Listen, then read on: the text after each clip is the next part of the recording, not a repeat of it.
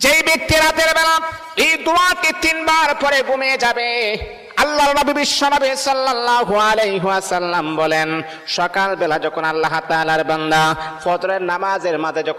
যখন উঠবে, আল্লাহ নবী বলেন রাতের বেলা এশারের নামাজ পড়ার পরে, খাবার খাওয়ার পরে আল্লাহর বান্দা যদি এই দোয়াটা 3 বার পড়তে পারে, তাহলে আল্লাহ পাক রব্বুল আলামিন সকাল বেলা ঘুম থেকে ওঠার আগে আগে আমার আল্লাহ তাকে নিষ্পাপ মাসুম বাচ্চার মতো আমার আল্লাহ পবিত্র বানায়া দেই।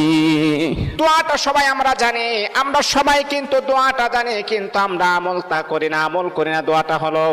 আস্তাগফিরুল্লাহাল্লাযী লা ইলাহা ইল্লা হুয়াল হাইয়ুল কাইয়্যুম ওয়া আতুবু ইলাইহি লা হাওলা ওয়ালা কুওয়াতা ইল্লা বিল্লাহিল আলিয়্যিল আযীম। 3 বার যদি আপনি পড়তে পারি, ইনশাআল্লাহ আল্লাহ পাক রব্বুল আলামিন আমার আপনার জীবনের সমস্ত গুনাহগুলোকে আমার আল্লাহ